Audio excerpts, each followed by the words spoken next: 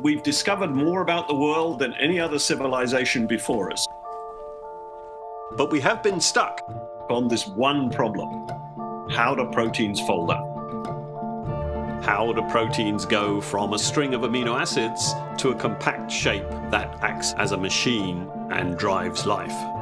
When you find out about proteins, it is very exciting. You could think of them as little biological nanomachines. They are essentially the fundamental building blocks that power everything living on this planet. If we can reliably predict protein structures using AI, that could change the way we understand the natural world.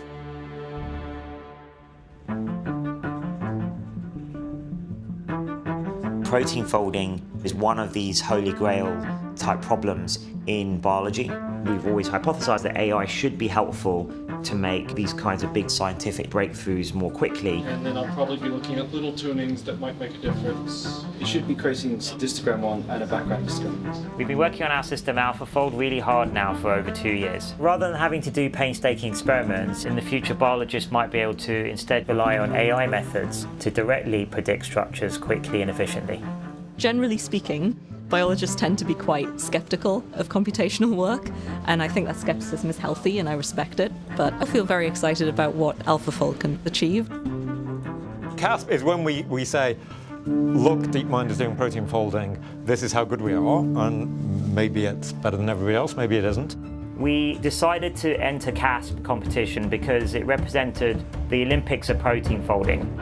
CASP, we started to try and speed up the solution to the protein folding problem. When we started CASP in 1994, I certainly was naive about how hard this was going to be. It was very cumbersome to do that because it took a long time. So let's see what are we doing still to improve. Typically 100 different groups from around the world participate in CASP, and we take a set of 100 proteins and we ask the groups to send us what they think the structures look like. We can reach 57.9 GDT on Cas12 ground truth. CASP has a metric on which you will be scored, which is this GDT metric. On a scale of 0 to 100, you would expect a GDT over 90 to be a solution to the problem.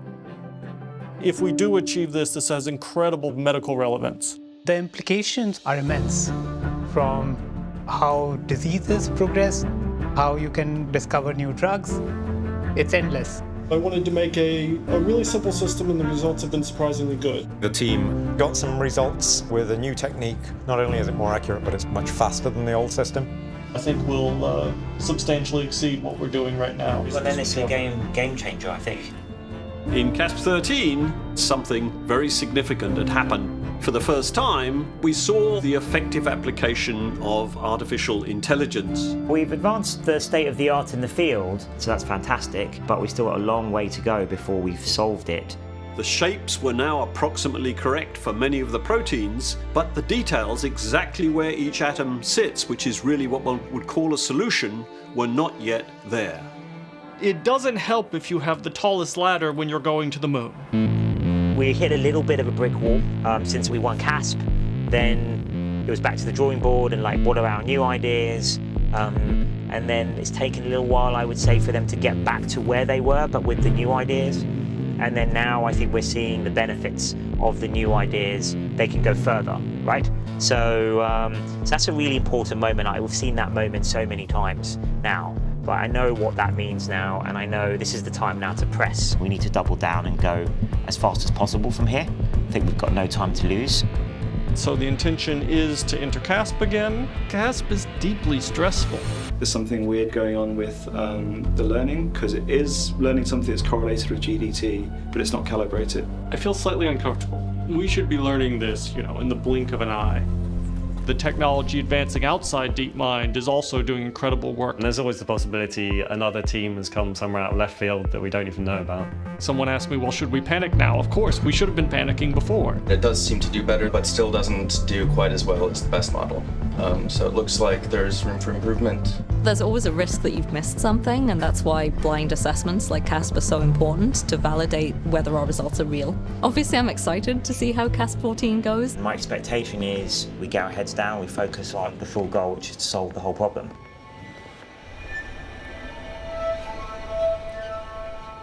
The Prime Minister has announced the most drastic limits to our lives that the UK has ever seen in living memory.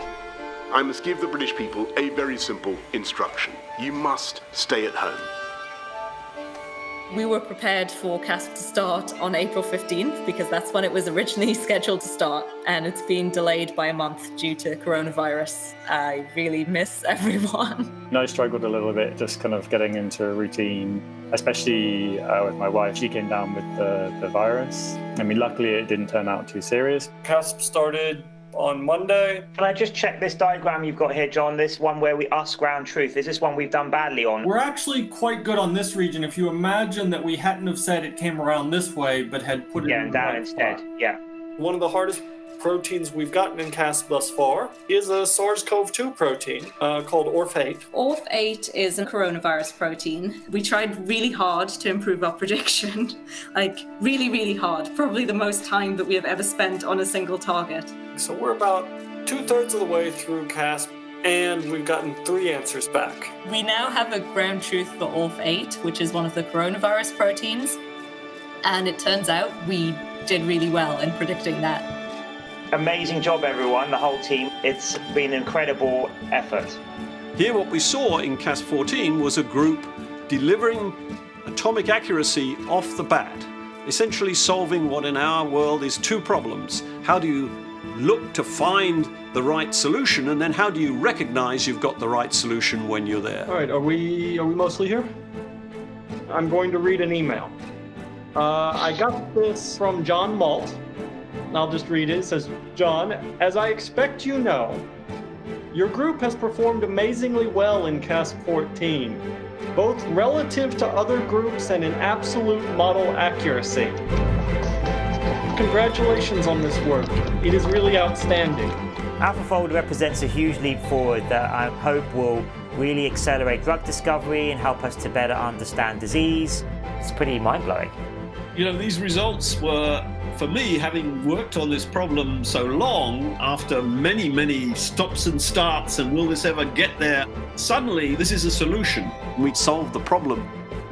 This gives you such excitement about the way science works, about how you can never see exactly or even approximately what's going to happen next. There are always these surprises, and that really, as a scientist, is what keeps you going. What's going to be the next surprise?